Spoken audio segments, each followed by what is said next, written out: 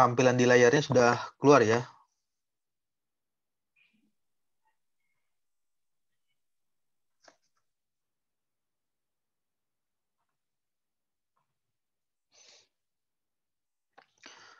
Kemudian untuk absen perkuliahan di Edmodo dengan menuliskan nama dalam kurung NIM, nanti dituliskan di absennya di Edmodo. Ya, jadi ini adalah macam-macam alat ukur. Jadi itu hanya contohnya sebetulnya masih banyak sekali alat ukur ya, karena alat ukur itu apalagi kalau di bidang engineer atau bidang teknik ini banyak sekali alat ukur.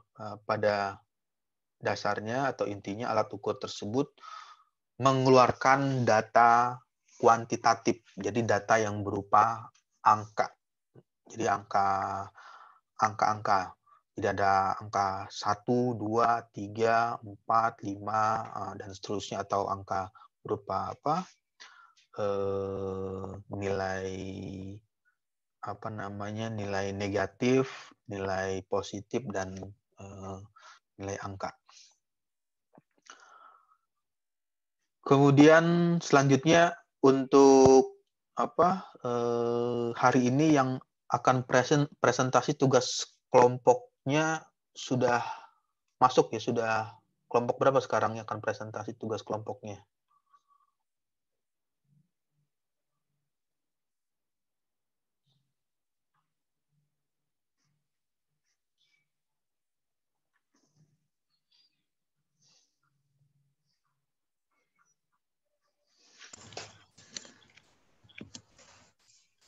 Sepertinya kelompok saya, Pak. Oh, sudah ada ya? Ya, bentar. Udah, Pak.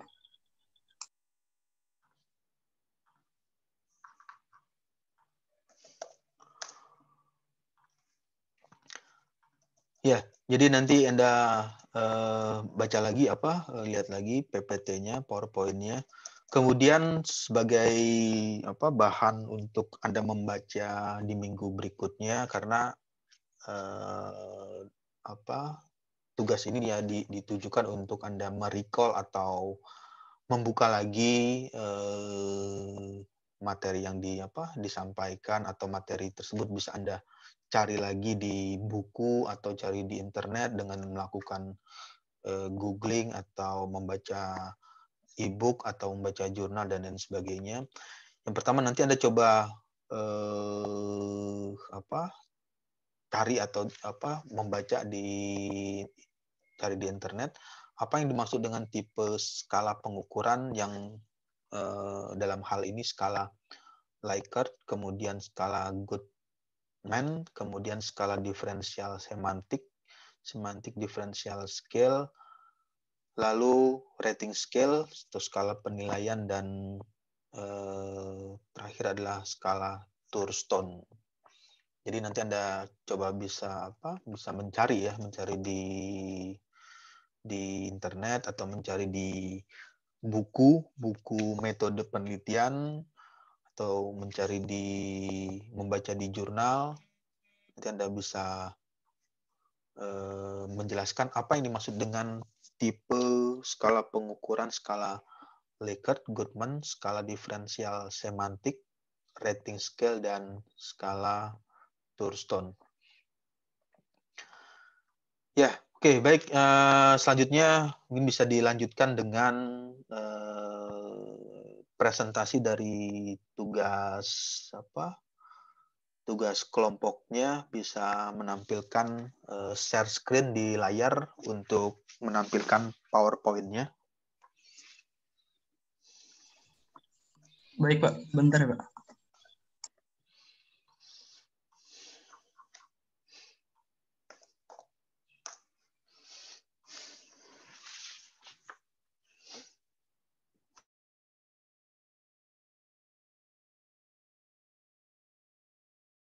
Good. Hadir. Ya. Oke, masuk ya. So, Bisa dimulai, Pak.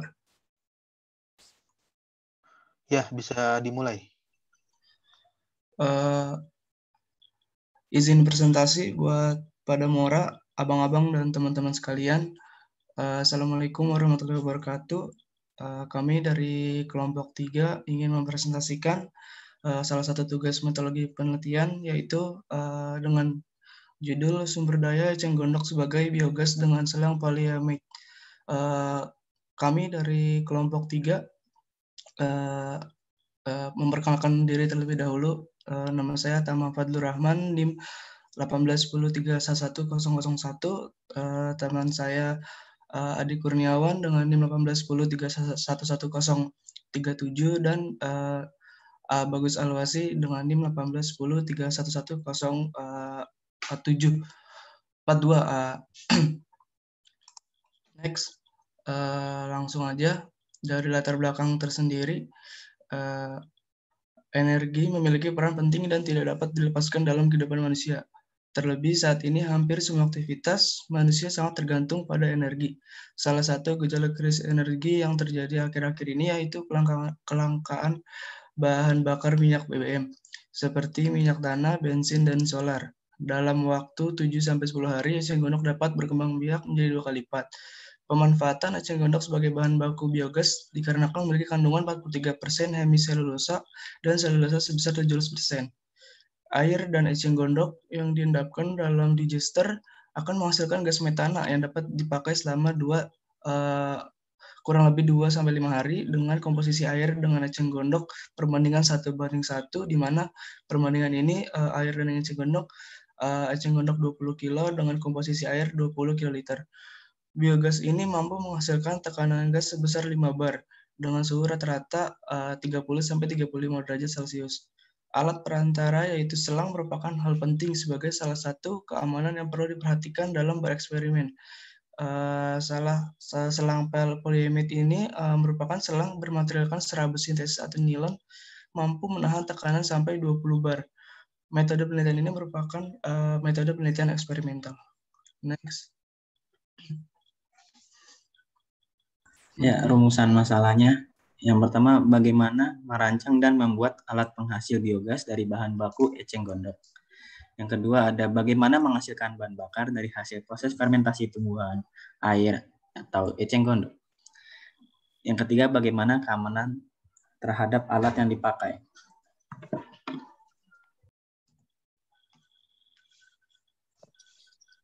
Kemudian tujuan dan manfaat masalah.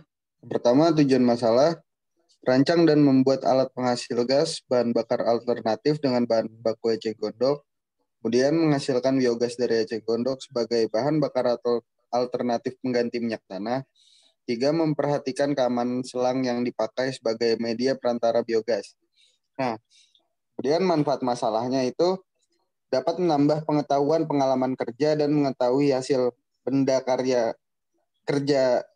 tangan sendiri, dapat bekerja sama dalam suatu kelompok untuk mengerjakan suatu penelitian sehingga akan memperoleh pengalaman yang baik untuk modal ketika bekerja nanti sebagai referensi untuk perancangan dan penelitian alat fermentasi. Setelah alat fermentasi diciptakan, akan lebih menguntungkan dan bermanfaat untuk masyarakat Indonesia agar bisa membuat biogas berbahan dasar eceng gondok sendiri. Terakhir, dapat lebih mengembangkan lagi dari penelitian ini dan menghasilkan produk yang baru yang tentunya lebih baik dan berguna bagi masyarakat Indonesia. Next. Next-nya adalah batasan masalah, di mana batasan masalah ini sendiri tuh yang pertama ada alat fermentasi biogas eceng gondok ini dibuat sebagai pemrosesan pembentukan gas yang akan digunakan untuk memasak dalam skala yang sedang. Tidak ada membahas efisiensi dalam fermentasi biogas, tidak membahas lebih lanjut anggaran biaya tambahan untuk alat-alat pembantu dalam proses pembuatan alat. Di mana ada beberapa di sebelah kanannya ada berupa bagan di mana proses fermentasi biogas itu sendiri dengan pertama memulainya, terus kedua mencari literatur, terus ketiga mempersiapkan alat dan bahan, kemudian mulai mengolah dari alat tersebut, terus mulai difermentasikan, di mana trial and error, maka fermentasi akan ada yang gagal dan balik lagi untuk ke step awal. Kemudian didistilasi suhu 80 derajat, kemudian pengujian si kadar biogasnya itu sendiri, di mana itu ada uji kromatologi gas, kemudian dianalisis datanya dan melakukan pembahasan.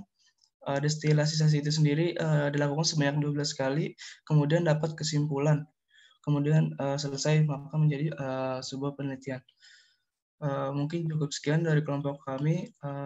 Kurang lebihnya mohon maaf. Apabila ada pertanyaan, silakan untuk bertanya untuk abang-abang dan teman-teman sekalian.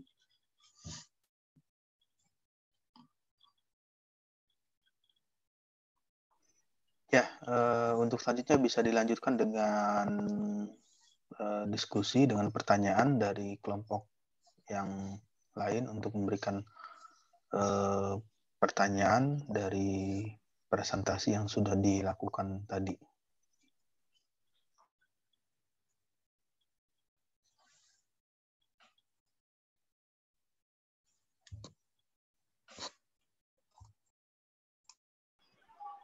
Halo, mau izin tanya? Boleh Bang. Perkenalkan nama saya Minggi Farinova Irsan dengan NIM 1710311046. Yang mau saya tanyain kan tadi katanya dari pemateri bilang eceng gondok itu untuk ini kan apa bahan bakar alternatif biogas ya? Iya Bang. Kira-kira selain eceng gondok tuh alternatif untuk menghasilkan biogas dari pemateri sendiri apa ya? Selain eceng gondok itu kan yang lebih apa ya? Kira-kira yang lebih terjangkau lah selain eceng gondok. Eceng gondok udah terjangkau sih, cuman pengen tahu aja gitu selain eceng gondok tuh ada apa lagi. Makasih. Oh, baik. Makasih Bang.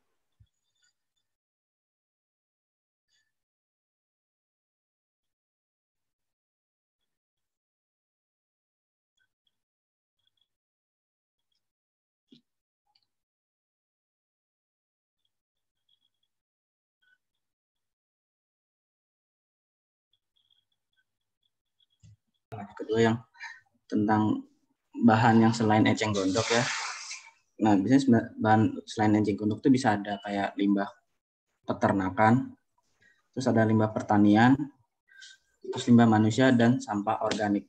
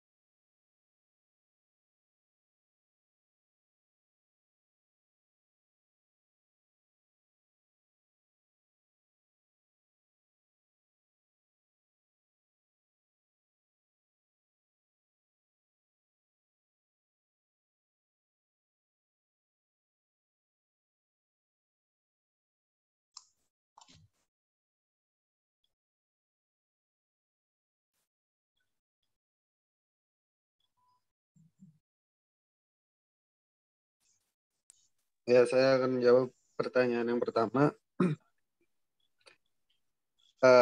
Penyebab kegagalan fermentasi itu pertama tuh faktor alam, kedua kelebihan dan kekurangan kadar air, dan ketiga penyimpanan yang tidak steril dan tertutup. Kalau solusinya bisa dilakukan trial dan error dengan komposisi yang bertahap. Terima kasih.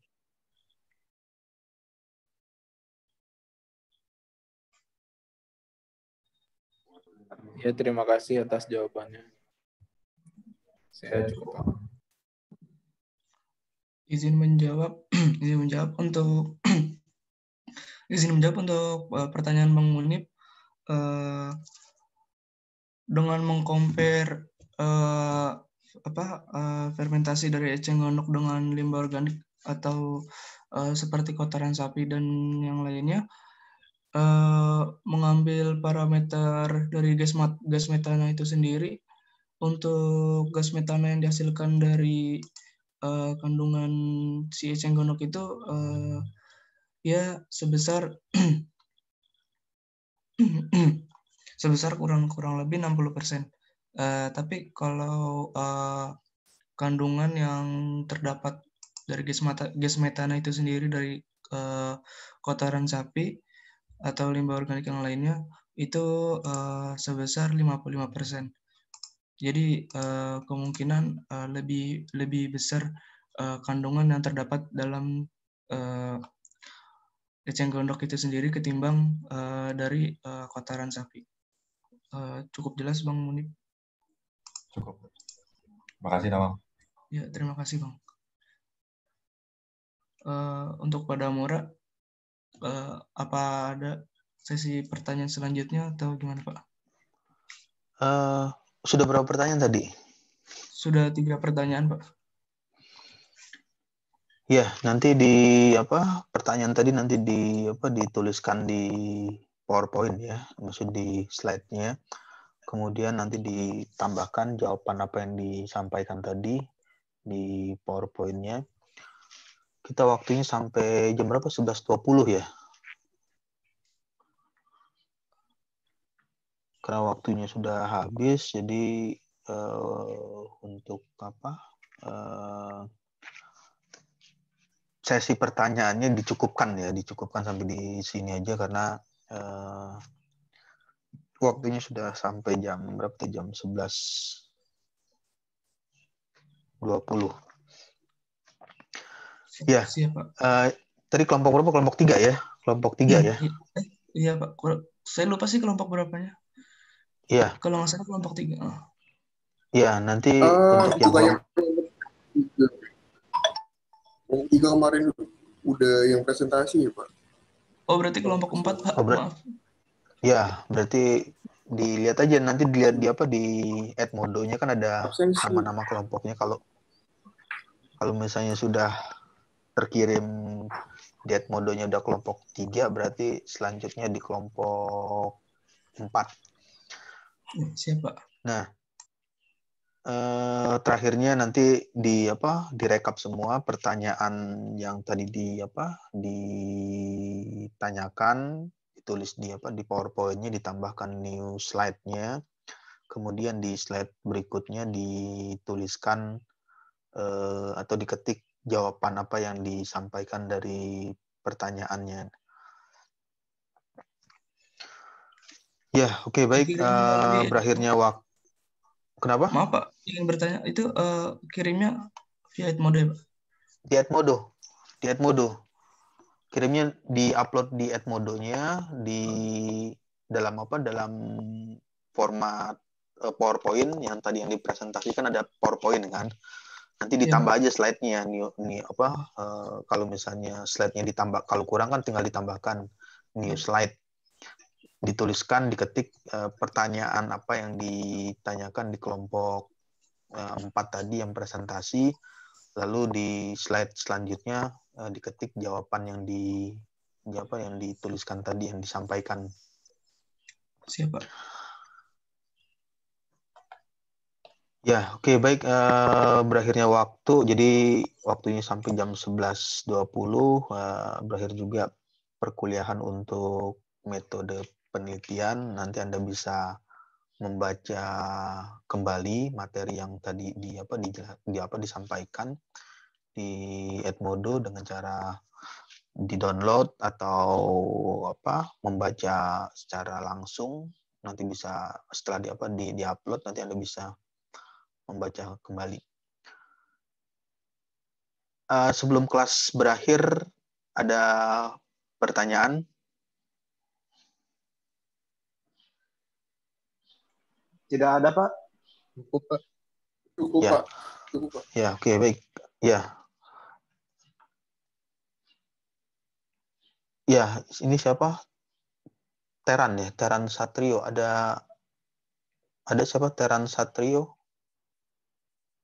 Ya Pak, mohon maaf Pak. Tadi saya Mau pakai earphone nggak kedengeran ya ya, Pak. Suaranya nggak hubung. Saya mau menanggapi ini Pak. Tadi jawaban yang terakhir boleh Pak sebentar. ya. Tadi kan dibilang lebih efisiensi eceng gondok ya Pak. Kalau saya pikir-pikir kuantitas dari eceng gondok sendiri kayak apa waktu pertumbuhan dia sampai jadi dibandingin kotoran sapi, kalau menurut saya lebih efektivitas ini Pak kotoran sapi karena dalam jumlah dia lebih banyak dan dia lebih cepat untuk ini Pak ada munculnya gitu loh Pak. Muncul apanya? Ini lebih banyak kuantitas kotoran sapi Pak daripada eceng gondok. Kan tadi kalau efektivitas eceng gondok kan 60%. Kalau dari kotoran sapi kan 55%, tapi secara kuantitas antara eceng gondok sama kotoran sapi lebih banyak kuantitasnya kotoran sapi Pak. Maaf sebelumnya mau diralat, bukan itu apa namanya, bukan efektivitas tadi, tapi kandungan gas metananya itu sendiri. Iya, kandungan gas metana kan emang lebih besar eceng gondok, tapi kalau menurut saya kan secara jumlah ya untuk eceng gondok sama kotoran sapi lebih baik kotoran sapi kan. Ya untuk apa namanya, untuk dari segi produksi dalam waktunya mungkin emang lebih efektivitas dari si kotoran sapi itu sendiri. Cuman kalau dari kandungan gas metana dalam komposisi yang sama itu lebih ke eceng gondok. Itu sih Jadi yang kalau saya dapat menurut dari itu. Mas Tamam lebih bagus kita pakai eceng gondok atau pakai kotoran sapi itu menurut Mas Tamam? Kalau misalkan untuk efektivitas dan efisien waktu dan semacamnya, itu lebih ke kotoran sapi atau limbah organik. Karena dia dari hewan itu sendiri kan pasti setiap harinya mengeluarkan kotoran. Tapi dari kalau misalkan pertanyaannya adalah kandungannya itu sendiri, itu lebih baik dari si eceng gondoknya karena dari presentasinya itu lebih besar presentasi si gas metana, si eceng gondok. Karena kalau eceng gondok kan yang kita tahu tumbuhan kan nggak selalu setiap hari bertumbuh. Ada waktu yang dibutuhkan untuk bisa digunakan sebagai fermentasi itu sendiri kan. Maksud Mas Teran mungkin seperti itu. Ya udah sekian Mas Tamam, terima kasih. Terima kasih buat Mas Teran atas tanggapannya. Mungkin tutup juga kali Pak ya. Saya tadi belum nutup, kelompok kami belum nutup presentasinya. Ya, ditutup untuk presentasinya. Terima kasih buat pada Mora, abang-abang, kakak-kakak, dan teman-teman sekalian atas perhatiannya dan pertanyaannya. Apabila ada kekurangan dalam kelompok kami dari kelompok 4, mohon maaf. Terima kasih. Assalamualaikum warahmatullahi wabarakatuh. Waalaikumsalam warahmatullahi wabarakatuh. Ya, oke, baik. Ada lagi pertanyaan? Nggak ada ya? Oke, kalau tidak ada pertanyaan atau komentar, mungkin untuk kuliah metode penelitian sampai hari ini, maksudnya hari ini sampai di sini waktunya untuk pertemuannya. Lalu untuk absen menuliskan di Edmodo dengan mengetikkan nama dalam kurung NIM, nomor induk mahasiswa. Ya, oke. Berakhirnya waktu, saya ucapkan selamat siang. Sampai ketemu lagi di minggu depan. Wassalamualaikum warahmatullahi wabarakatuh. Waalaikumsalam warahmatullahi wabarakatuh. Terima kasih, Pak. Waalaikumsalam.